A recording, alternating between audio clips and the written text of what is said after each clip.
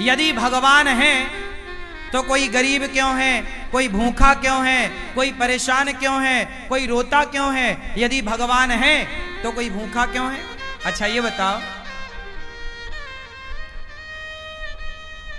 भगवान ने ही तो तुम्हें ये स्वस्थ शरीर दिया है और पांव दिए हैं, हाथ दिए हैं, बना दिया ना तुम्हें कमा के खाने लायक। अब तुम कमा के खाने लायक हो फिर भी भूखों मरो तो इसमें भगवान का दोष है कि तुम्हारी अकर्मण्यता है। अरे तुम काम करते तो भूखों काहे मरते? बोलो, हर जगह भगवान दोषी है क्या? भगवान थोड़ी किसी को भूखा मार रहे हैं। भगवान ने तो कमा के खाने की आपको ताकत दे रखी है। पांव दिए हैं, हाथ दिए हैं। टाटा, बिड़ला, अडानी, अंबानी, अंबानी के पास भी दो ही हाथ हैं, आपके पास भी दो हाथ हैं। उसके पास भी इतना बड़ा दिमाग है, आपके पास भी उतना ही बड़ा दिमाग है। उसकी भी किडनी उतनी है जितनी आपकी है। उसके शरीर में भी लगभग उतना खून है जितना आपके में है। क्या ज्यादा दिया ईश्वर ने? उसने मेहनत की, उसने दिमाग लगाया, तो आज उसके पास सबसे ज्यादा पैसा है। तो ईश्वर ने तो आप सबको सब कुछ दे रखा है। आप अपने मन का, इंद्रियों का, अपने बुद्धि का सदुपयोग करो तो कोई गरीब नहीं होगा। कमाओ ना। किसने हाथ पकड़ा है? अंबानी तो नहीं कहते कि मैं गरीब हूं, मेरे पास खाने को नहीं है। वो मेहनत करते हैं, आप करो ना मेहनत। और भगवान को गालियां देने से क्या होगा? भगवान को कोसने से क्या होगा?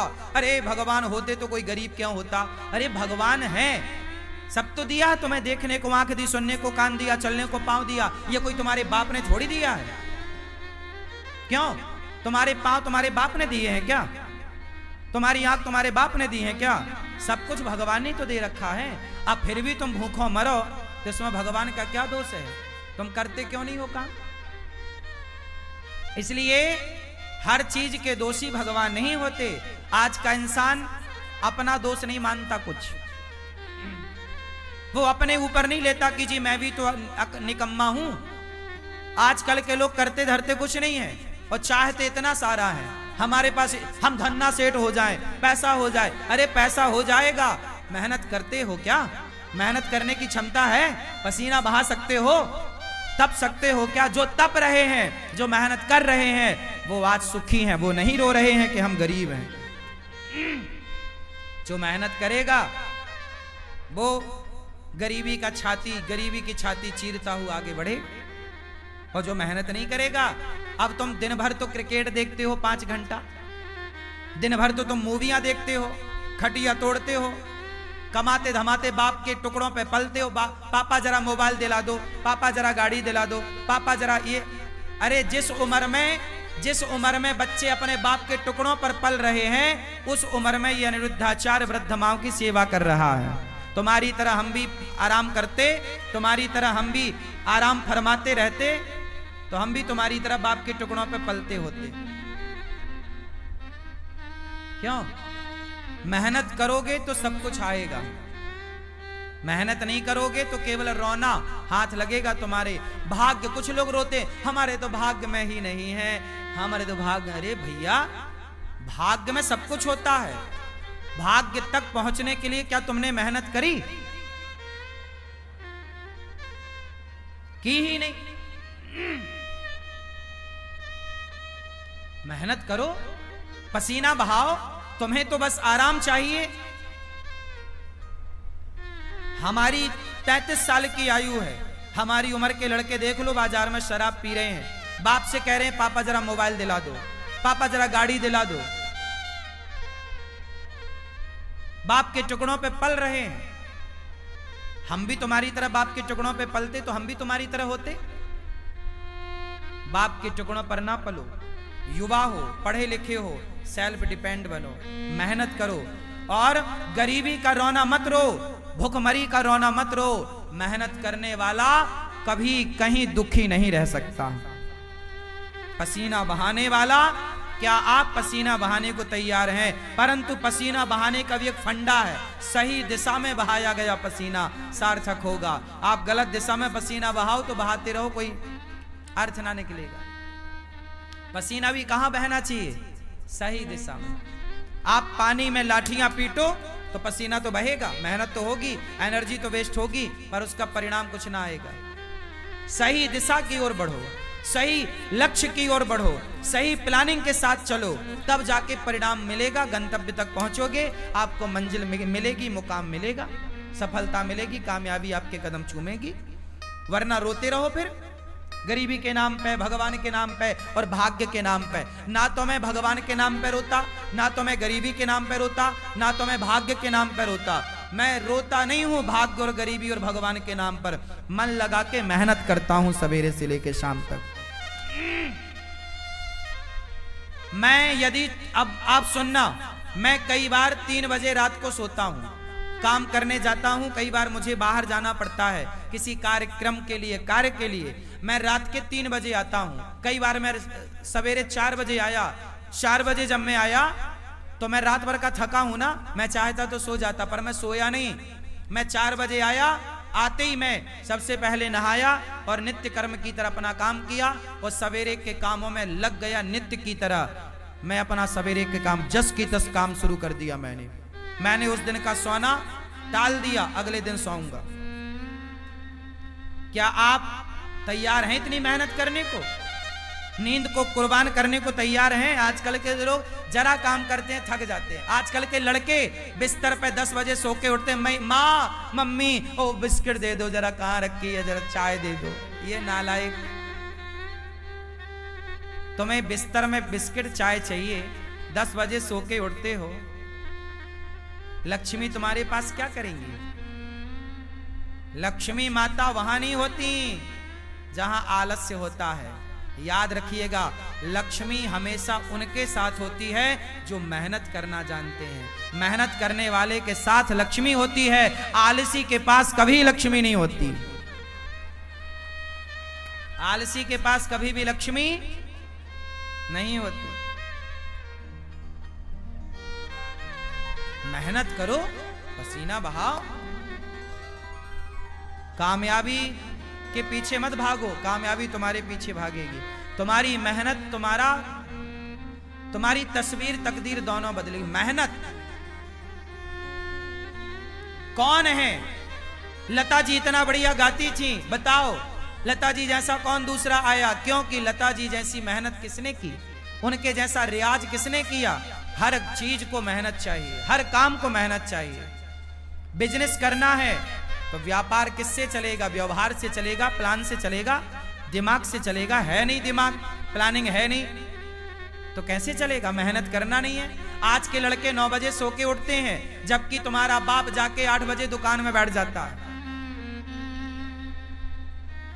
8 बजे तो उसका ऑफिस खुल जाता है। अब जो आज के लड़के 10 बजे जागते हैं, वो ऑफिस कब खोलेंगे? तुम्हारा बाप मेहनत करता था तो इतनी संपत्ति बना लिया, तुम अपने बाप की तरह भी ना बना पाओगे। बाप के टुकड़ों पे पलते पलते रहोगे, क्योंकि मेहनत नहीं है ना। और मेहनत होगी तो बाप से ज्यादा भी कमा लोगे। बात सही है? हाँ, मेरा सिद्धांत अलग है। मैं ये चाहता हूं आज का युवा 2020 होता है, लड़के नौजवान सारे मैच देखते हैं। मैंने एक दिन मैच नहीं देखा।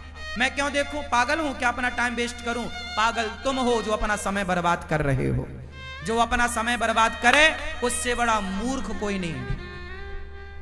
सबसे बड़ा मूर्ख कौन? उत्तर दो। सबसे बड़ा मूर्ख कौन? जोर से। जो अपना गोल्डन टाइम, जो अपना समय बर्बाद करेगा, वो सबसे बड़ा मूर्ख है। और आज के बच्चे मूवियां देखने में, क्रिकेट देखने में समय इनका सार्थक जा रहा है कि बर्बाद? चाहे पाकिस्तान जीते क्रिकेट में, चाहे श्रीलंका जीता क्रिकेट में, तुम्हें क्या मिला? अरे चलो, भारत का मैच है, कभी एक आध देख लिया, चलो हमारा भारत जीत गया, चलो खुशियां मना ली, एक आध देख लिया। ये थोड़ी कि दिन रात तो मैच ही देखो। ये क्या भाई? जिस समय में आज के बच्चों को कामयाब हो जाना चाहिए, उस समय में ये चौका छक्के में तालियां बजाने में लगे हुए हैं। ये उम्र तुम्हारे सफल होने की है, ये उम्र तुम्हारे कामयाब होने की है। अनिरुद्धाचार्य जब 17 साल का था, जब मैं 17 साल का था ना, तब मेरे ऊपर घर की जिम्मेदारी आ गई थी कि घर में नमक है कि नहीं, तेल है कि नहीं, दाल है कि नहीं, चावल है कि नहीं, आटा है कि नहीं। यदि घर में चूल्हा जलता, मैं मेहनत करूंगा तो चूल्हा जलेगा, नहीं करूंगा तो चूल्हा नहीं जलेगा, ये स्थिति थी।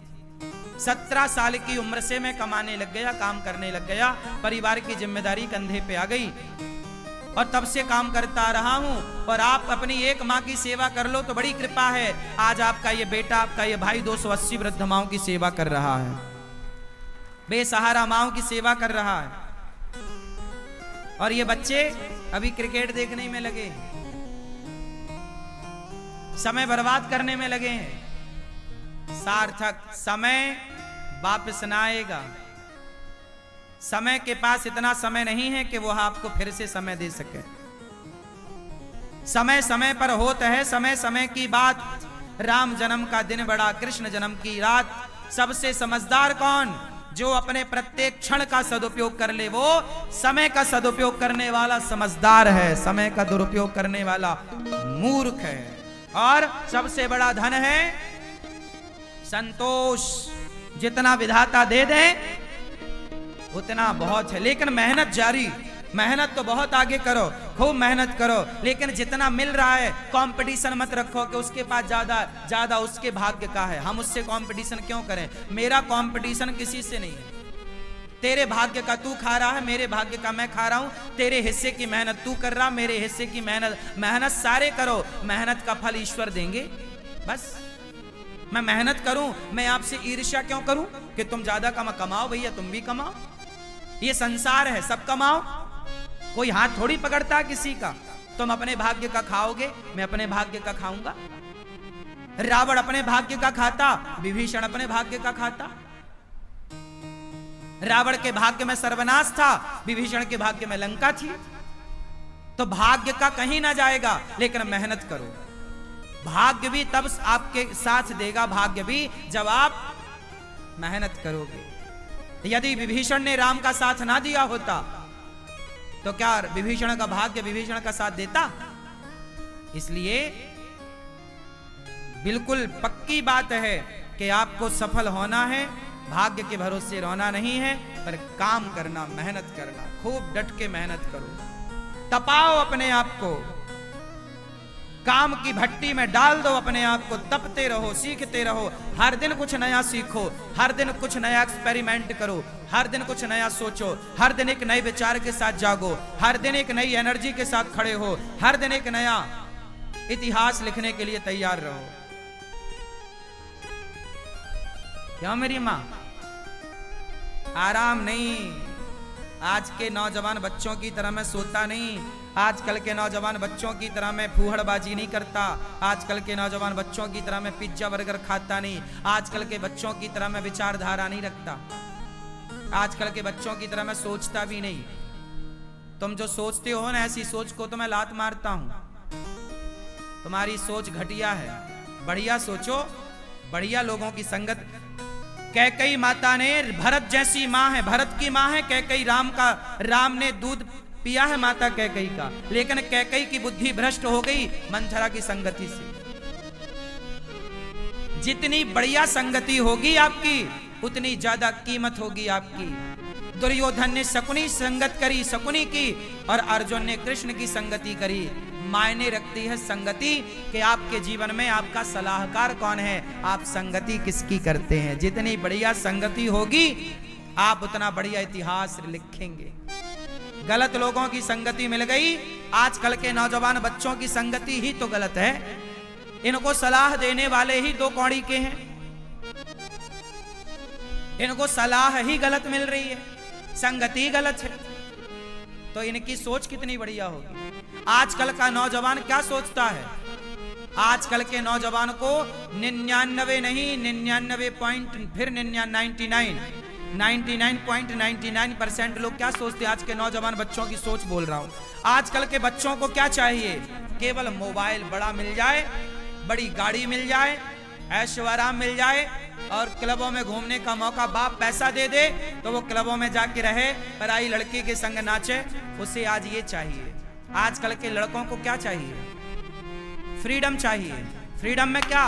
बढ़िया मोबाइल, बढ़िया लैपटॉप, बढ़िया गाड़ी, बढ़िया व्यवस्था, 5 स्टार होटल, बढ़िया एक लड़की चाहिए, उसके संग वो घूमेगा, लिवन में रहेगा, बस। इससे ज्यादा आज के ये लड़के सोचते क्या? इनकी बुद्धि में केवल सुरा है और सुंदरी है। हाँ या ना? सुरा मतलब शराब, सुंदरी मतलब स्त्री। इससे ऊपर का ये आज के नौजवान लड़का लड़की सोच भी नहीं पाते। हाँ या ना? 99.99 लोग ऐसे हैं मेरी माँ, केवल इतना ही सोचते, इससे ज्यादा नहीं सोचते। इससे आगे का वो सोचते ही नहीं कि मैं देश के काम भी आ सकता हूं, मैं कामयाब होऊंगा तो समाज को कुछ दे सकता हूं, मैं कामयाब होऊंगा तो राष्ट्र की सेवा कर सकता हूं। ये विचार ही नहीं है उनका। उनका तो बस खाओ पियो मौज करो। क्या है? यही है। तो आजकल के नौजवान तो 2 चीजों में उलझ गए, सुरा और सुंदरी। सुरा और तीसरा क्या है? ऐसे लड़कों की मैं संगति नहीं करता, ऐसे लोगों की संगति से नाश करूंगा क्या? तुम्हारी सोच, तुम अपने विचार अपने पास रखो। सबसे विचार नहीं लेना चाहिए, सबसे सलाह नहीं लेना चाहिए। कैकेयी माता ने मंथरा से ली, क्या हुआ? दुर्योधन ने शकुनी से सलाह ली, क्या हुआ? आप भी गलत व्यक्ति। इसलिए हमारे यहाँ गुरु होते हैं। क्या होते हैं? गुरु जी होते हैं। गुरुजन श्रेष्ठ विचार, श्रेष्ठ संस्कार, अच्छा ज्ञान, अच्छी बातें आपके। हमारे यहाँ कभी भी राजा को जीतने की बात नहीं कही गई। हमारे यहाँ सदा दूसरों को मत जीतो, अपने आप को जीतने की बात कही गई है। कंट्रोल करना है तो अपने को कंट्रोल करो, अपने मन को कंट्रोल करो। वाह, हमारा सनातन सबसे श्रेष्ठ है, सबसे श्रेष्ठ विचारधारा हम सनातनियों की है। प्रिय भक्तों, सुखदेव भगवान कहते हैं ज्यादा हाय हाय नहीं, जितना मिल जाए बहुत। काम करते रहो, आगे की प्लानिंग करते रहो, जो है संतुष्ट। संतोष क्यों होना चाहिए? हंस वही सकता है जो संतुष्ट है। जो संतुष्ट नहीं है वो केवल रोएगा। वो केवल जो रो रहा है मतलब असंतुष्ट है। जो हंस रहा है उसकी हंसी बता रही है कि संतुष्ट है, इसका रोना बता रहा है कि असंतुष्ट है। सुनो, कॉपी किताबें तो बहुत पढ़ी होगी तुमने, किताबें बहुत पढ़ ली ना। अब थोड़ा इंसानों को पढ़ना सीखो। हम इंसानों को भी पढ़ लेते हैं, पढ़कर बता देते हैं कि तुम्हारा हाल कैसा है। तुम 2 मिनट हमारे संग बैठो, हम 2 मिनट में तुम्हारा पूरा जीवन पढ़ लेंगे कि तुम पूरे जीवन में क्या किए हो, तुम कितने अच्छे हो, कितने बुरे हो। और ये कोई बड़ी बात नहीं, ये आपका अनुभव है। जब आप बहुत अनुभवी हो जाएंगे ना, तो कॉपी किताबें बहुत पढ़ लिए, थोड़ा इंसानों को पढ़ना सीखिए। थोड़ा पत्नी के भाव को पढ़ना सीखिए, थोड़ा पति की भावनाओं को पढ़ना सीखिए, थोड़ा बच्चों के भावों को पढ़ना सीखिए, थोड़ा माँ के भाव को पढ़ना सीखिए, थोड़ा पिता के विचारों को पढ़ना सीखिए, थोड़ा गुरु को पढ़ना सीखिए। किताबें ही पढ़ते रहोगे क्या? किताबें भी पढ़ो, इंसानों को पढ़ो, काम आएंगी आपकी ये बातें।